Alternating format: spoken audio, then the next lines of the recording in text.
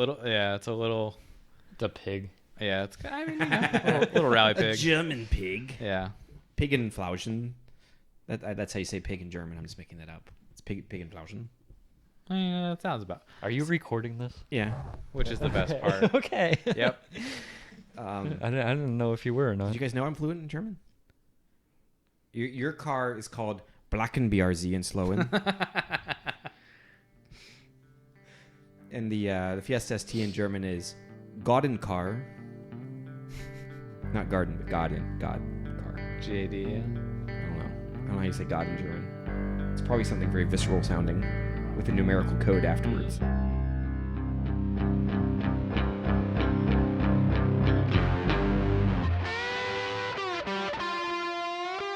And welcome to another episode of Delusions of Automotive Grandeur, the best worst named show on the internet.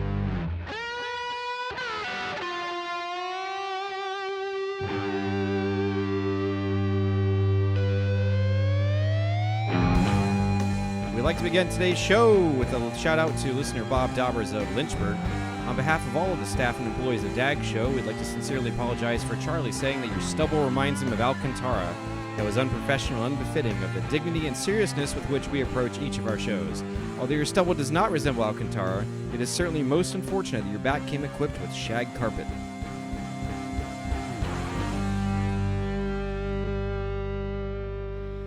Alright, so, got an idea for a segment here. I'm kind of dropping it on people, though I did give you guys a hint the other day in the text. We all have a piece of paper, and go ahead and put 1, 2, 3 on it. And then what I want is for number one, I want your realistically attainable dream car, new or used. And we're talking like a realistic dream car, nothing pie in the sky. Can be new or used for number one. Mm-hmm. So that's new, used, realistic. Okay. And then for number two, I want you to put your like proper dream car, but it has to be new. Like current production, like in production right now. No financial limit, but don't get too crazy. And then number three is no restrictions whatsoever, full on dream car. All time, doesn't matter what year, anything. Define crazy. Cool. No, there's no dollar sign on number no three. Do whatever you want. I'm talking number two. Number two, keep it under $1.5 million. Yeah, it's but it has to be new. So it has to be. It has to be brand new. You have to be able to buy one right now. I mean, not Ferrari wait list. No, imagine that's cool. You can get it. You know, like. I mean, Ferrari, you can still buy new. You just. Right. So the only thing I don't know about the segment is should we pause? No, or just leave, or should we leave it running? Don't say what you're doing. Because I want to reveal them one at a time. But like, do y'all want to keep it recording while we figure it out? Like, just keep going. Okay. All right. Oh boy. So people are going to like now. People are, if we do have listeners, which we don't, we've lost them. Right, we're going to be losing because right now, person who's listening is you're actually listening to people think about cars. There's so many. I mean, we can talk. We can talk and think at the same time. Maybe this will help. No. I want us to pick an answer and then talk. You want to have silence and yeah. Well, yeah. I mean, we can still like be talking. Y'all put in some game show music. I can't get any copyright. Yeah, don't. Yeah, it's make your own. It's the 10-second limit, right? You can play 10 seconds before I'll change a note. Yeah. Just bad. Yes. All right. So I'm gonna go with. Let's not overthink this. Let's do it in 1 minute. We have 1 minute. 1 minute or less. Yeah. So that ended up taking about 7 minutes. So let's do some creative editing here and jump right back in. And. All right, so we did a little bit of trimming there because we got off the beaten path a lot. All right, so I guess we're going to start with number one just to remind the listeners, which we don't have. We have number one, which is a new or used, realistically attainable dream car. Nothing crazy. It's got to be realistically attainable. Number two is it has to be new production, dream car. Someone asked for number 1.5 million, whatever, but just like new production, you can buy right now. And then three is no restrictions whatsoever dream car. So I guess we'll start with Charlie because I saw him first. Let's talk about number one. And what'd you pick and why? So my number one is the Caymen Touring, semi-modern. I forget the Porsche code because I'm terrible. That just came out, didn't it? Well, there's the 911 Touring. The 911 Touring just came out. Yeah, okay. But the Caymen is the more reasonably priced younger sibling You can always, they're also, mid rear engine, whatever Porsche's got on them these days. So why did you choose it? I figure, you can go with a Cayman sub 100,000, and I could be wrong on the price tag. Because again, I didn't look it up while I was thinking of this, but I figured, as I recall, it's like the replacement for the Boxsters. I guess is it the 718 chassis? I think is what they. I think that's the current one. Yeah. Yeah. So. If we get that wrong, Porsche people are gonna hate Porsche us. people will be pissed. But why do you do everything in numbers? Okay, sorry. Yeah, just rant complete. Yeah, it's especially non-sequential numbers. I know. I'm not done with this rant. I'm gonna. We can have.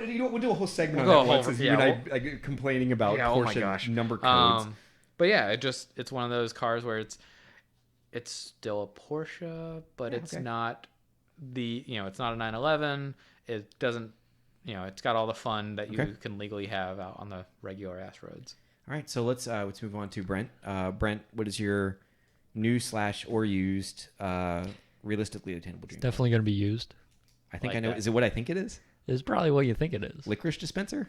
Possibly. Yes. I'd have to go with the AMC Pacer. And why, please? And why? It's such a unique car.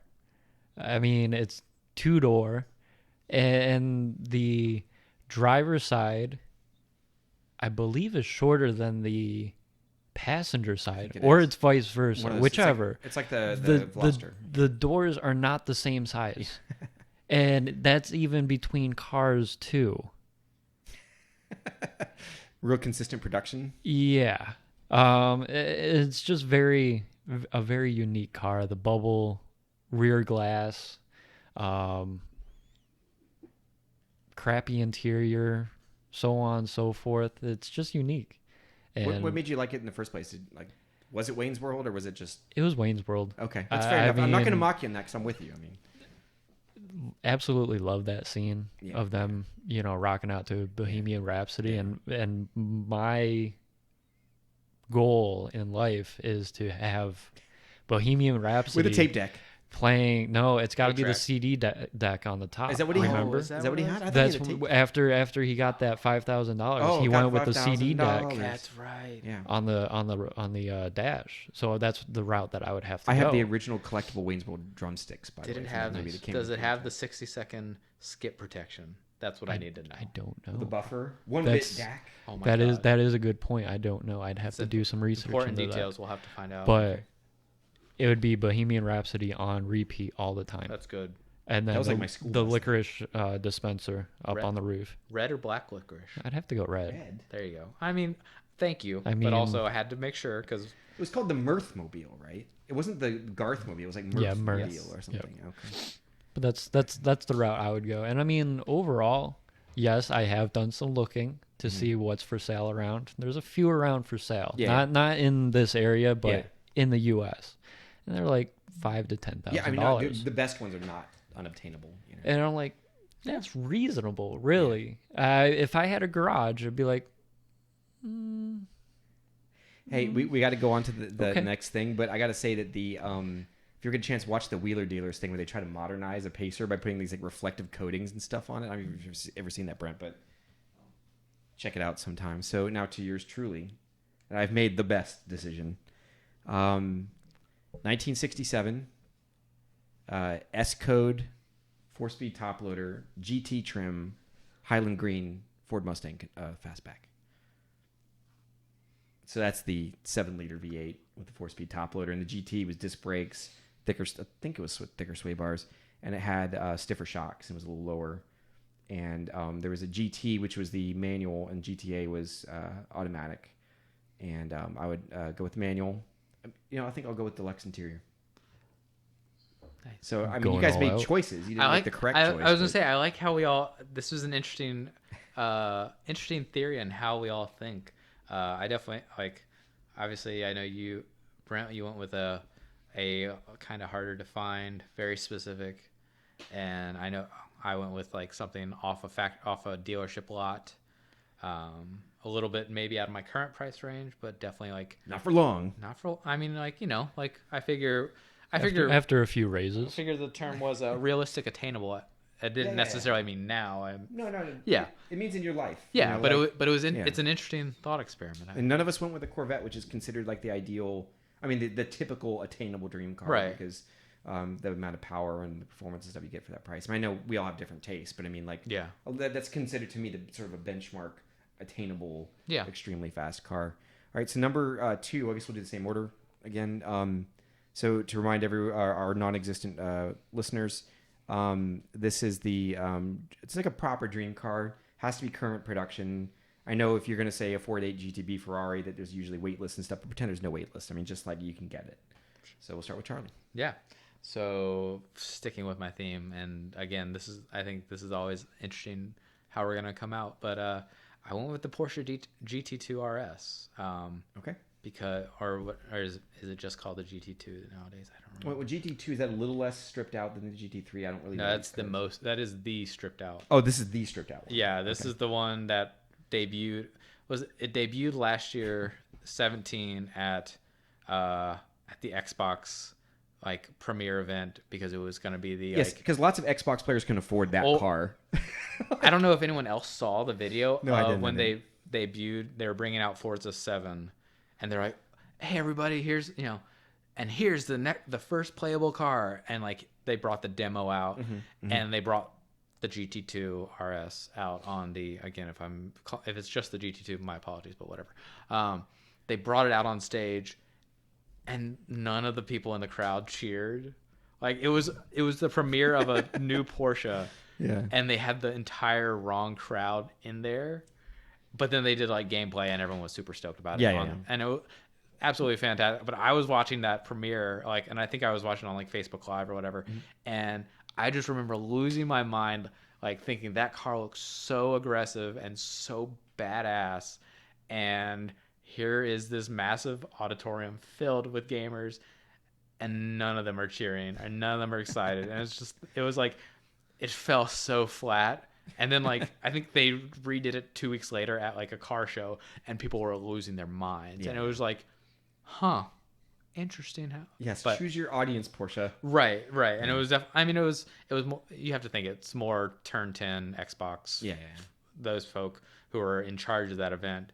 But it was like, man, like, I don't know, maybe do some screening of your audience a little bit, and but I think it's an amazing car. It's wild to see like the numbers it's putting out, and just everything they've done to that car. And it harkens back to the simplicity of the classic 911s, right? Because it's stripped out. And... Yeah, it's wild what they've done. Like, and I can't even go into everything because I'm no specialist. I just think it's a spectacular car, and I have enjoyed every minute of being. When you said like the wrong audience for the Xbox things, because I mean everyone there is like has like $8. Right? Yeah. It reminds me of the time I was robbed at gunpoint after a gig once, and it was like right outside. It was in college, right? Like who robs a college student? Literally, they got $2 in my mom's gas card. Like it's like, dude, you stole need to be robbing a higher class of people. You stole my packet of ramen. Thanks.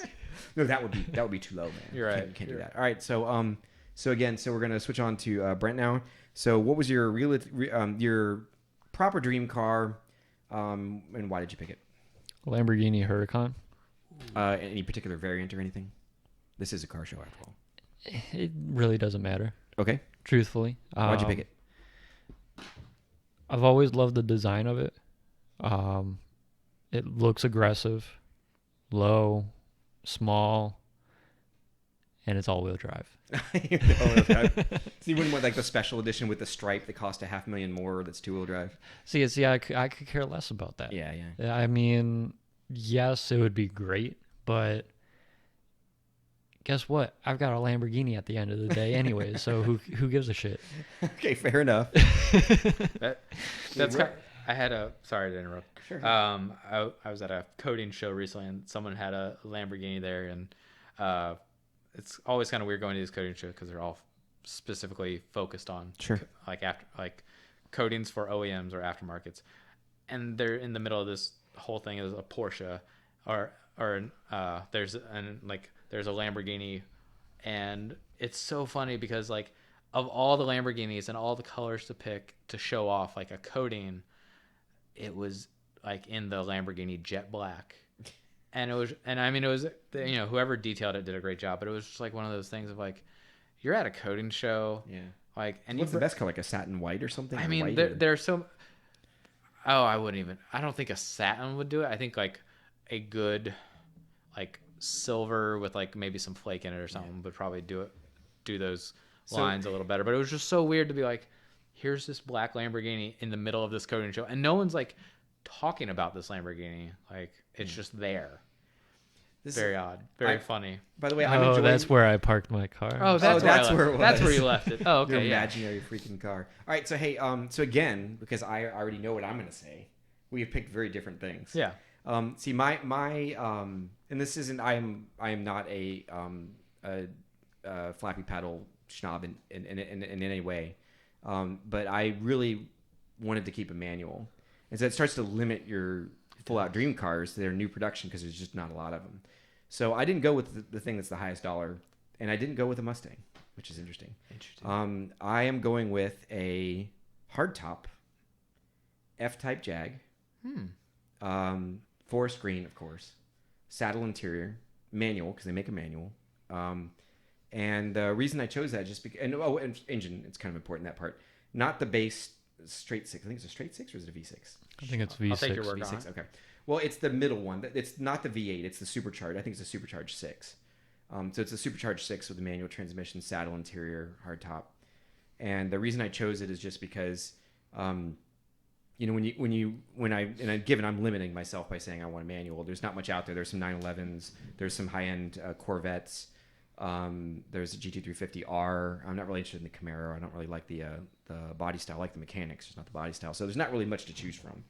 And I couldn't really think of anything else. And I realized how much I freaking love F-type Jags, and I'd probably get some slightly louder exhaust for it or something. But just something about that, not too crazy expensive still, but although that wasn't a restriction. Although my next car will make up for that. When we get to number 3, this is like the full-on no restrictions. I am going to be spending some money. Oh, you and me both. Yeah, so we're going to... just a recap on that one for the... Well, we'll do a recap at the end. So we're now on to the full-on no restriction dream car. New, old, doesn't matter. Starting with Charlie. What'd you pick and why? I went with the Maserati Tipo Birdcage. I think I know what that is. I was going to say, this might be useful if everyone can Google search that, remember what it looks like. But it's the old, I know they ran a bunch of races with it and did very well for themselves, and it's one of those like classics that is kind of universally regarded as like just beautiful. Like it's like I as I recall, it's only a single seater. How many did they make? Oh, I couldn't even tell you, but it's one of those like old Italian hand built. Yeah. And no two parts are the same. Right. Yeah. It's one of those things of like, it's just like, and I think I've alluded to this previously, of like driving through the mountains and like not like having classical music on. And just like, yeah, that's definitely like like I'm okay. Like that. I don't know if y'all have seen Italian Job. The original. Them, okay. Yeah. No, not that remake with Marky Mark, but although Charlize Theron. Whatever. Sorry, I had a moment there. But the original when he's driving up the is it Swiss? I guess it's the Italian countryside, and he's driving his Ferrari through the tunnel, and like that's just kind of like it's a very poignant scene to remember. Right. So, by the way, what years are those? Is that like 50s or something? Oh man, I can't remember. I know the name 60s. Birdcage. It's gonna kill me because I'm gonna look it up after this, but. But all right, let's go on to Brent while you look it up, and I'll leave a picture. So Brent, this is for the full-on no restriction dream car. What'd you pick and why? The Subaru 22B. Oh, that's that really rare variant that we talked about the other day.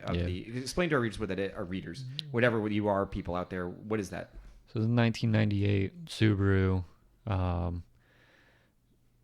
STI variant overall, and it's a wide body, bigger engine. Well, not really bigger engine, but definitely tuned differently overall, and for the numbers, still currently they would be great numbers as far as 0 to 60, so on and so forth. They only made about, I think, a little under 500 of them. None in America, obviously, and majority were, I think it was like 3/4 were in Japan. The other quarter was actually Australia, England. It's Australia too, right? I think maybe like Okay. one. Okay. And it's that one that's still in the dealer or Yeah. whatever is on that article. So at this point right now, you're talking at least 120,000 Yeah. for Well, that's within budget for this category. for a used one. Yeah. And I can't say lightly used one. Yeah. Beat upon. Overall, but I So mean, you'd pick that over an actual like Colin McRae race car. yeah, Okay. Cool. because I mean they aren't really even available. Yeah. Well, there's no there restrictions here. there is actually one Okay. guy. Not I don't think it was McRae Yeah. that drove it, but there is one driving around in Japan that's street legal at this point. I was about to say, that article You just did read popped that. up a little Yep. while ago about how he it was like, what was the story on it? It was the like It was one a- of the like backups That's for right. That's what it one of the rallies. I forget what rally it was. that's right. Went through I think two hands before coming to this guy. Still has full cage, still has pretty much everything in there. Yep. It's just street legal Yeah. overall, and he daily drives it. Yeah, which is brilliant. It's just That is awesome. so ludicrous. So my non-restriction dream car makes up for, the fact that my previous two were not terribly expensive. I'm going with a mid to late 50s pontoon Ferrari Testarossa. These are not cheap cars. I believe these are $20 to $40 million cars. And it's funny because they actually have a variety of them. Some have they have like 347 Weber carburetors on the V12, right? And some of them have like a clear bulge in the middle of the hood, and some have like a clear one. But the way that the pontoons work, it's basically sort of kind of like the Birdcage, actually. Mm-hmm. You showed me a picture of it. I believe this car was sort of, at least in my mind, was sort of the inspiration for like the speed racer kind of car. But the way, if anyone's not familiar with this car, look it up. The 80s Testarossa is not the real Testarossa, so to speak. Look it up and really look how the body sort of comes back out and emerges back out from behind the front wheels. And the headers wrap around down low and go along the rocker panels along the side. And it is just knocks me out. And my dad came back from England once and had that Barago, or however you pronounce it, metal die cast of it for me, which I still have, sort of a larger scale. And boy, that's a hell of a car. And they are not cheap. Mm-hmm. So, all right. So to recap this segment, we asked everyone, what was your realistically attainable newer used dream car? And for that category, we had Charlie chose the brand new Cayman T touring, and Brent went with the AMC Pacer with licorice dispenser and apparently dash top CD player. And I went with the S Code. I had the correct answer, which was the why are you laughing? Which was the S Code GT Highland Green 4-speed top loader Mustang Fastback with the 390 V8. Anyway, sorry, I lost myself for a moment. And then the next question was sort of a proper dream car, but it had to be current production. And we had Charlie with the GT2 RS, Brent with the Lamborghini Huracán, and I had the F-Type hardtop manual with the supercharged V6. I keep thinking of other cars for the no restriction thing now. And now we limited ourselves to a couple minutes. We cut it out for y'all, but it was probably a good thing because I could go anyway, on. Yes. I forgot about many things, including Type 35 Bugattis, but whatever. So for the third category, that was the full-on dream car, no restrictions whatsoever, new, used, dollar signs, doesn't matter. And we had Charlie with a pretty cool choice. I did not see this one coming. It was Maserati Birdcage. We had Brent with the really super rare 22B. Is it called an STI, or what is it, 22B Impreza, or what is it called? It's basically Subaru Impreza WRX STI 22B. Okay, so it's They, got they love those very long They threw names. everything at it, every letter in the alphabet. Yeah. And then for my no restriction car, I went with the pontoon 50s Testarossa with the V12.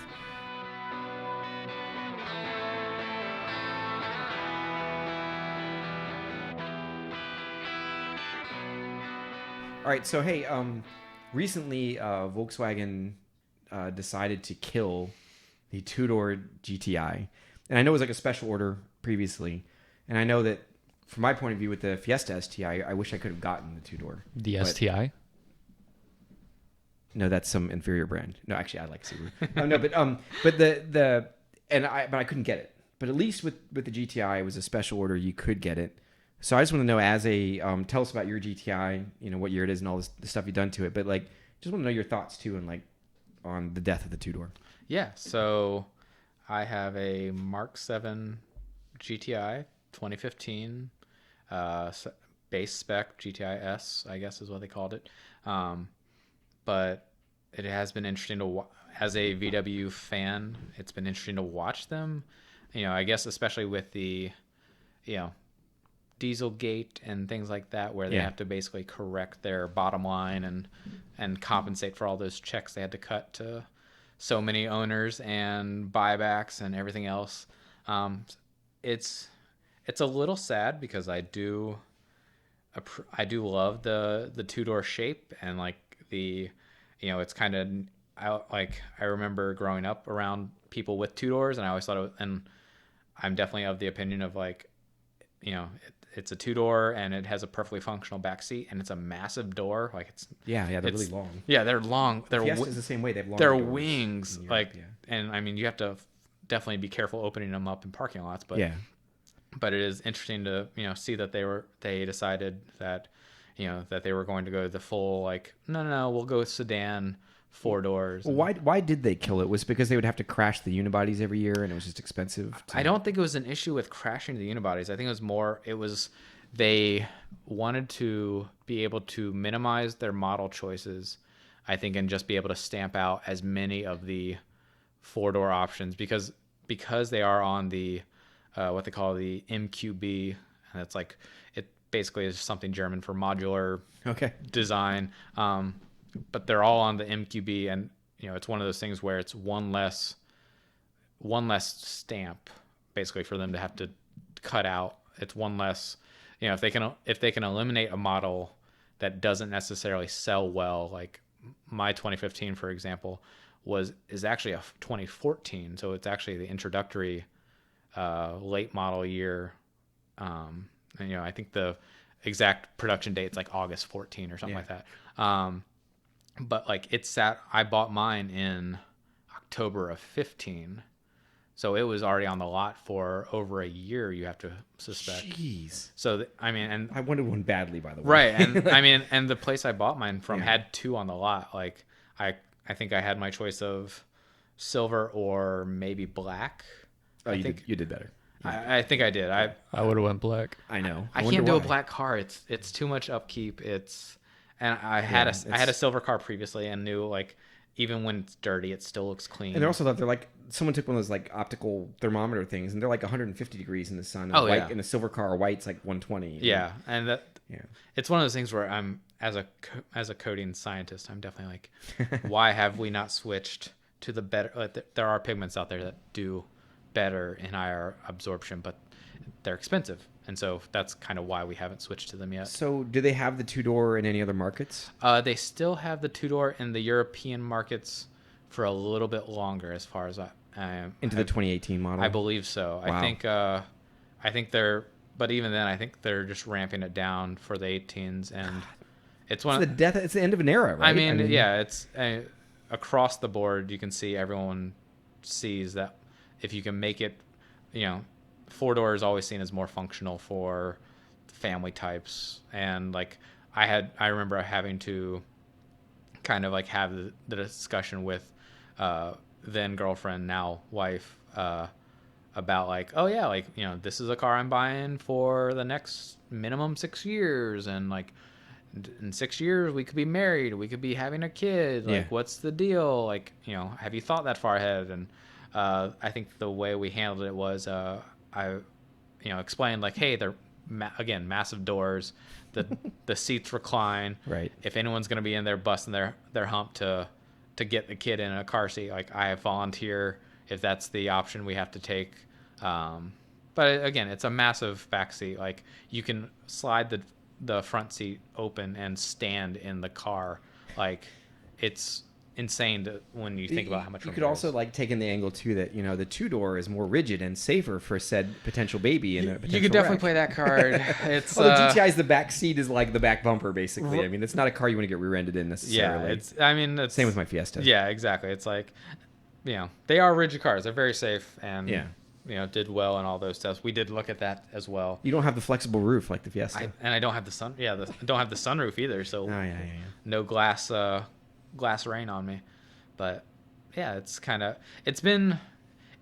interesting just to see like people get really excited about them, and I'm definitely glad I got mine when I did, and it'll be cool to see in the not so distant future where they are harder to come by. Yeah. But again, I think it's still going to be a hard sell. Even like if I was to sell it, it's not at a point where I can say, oh, a rare two-door.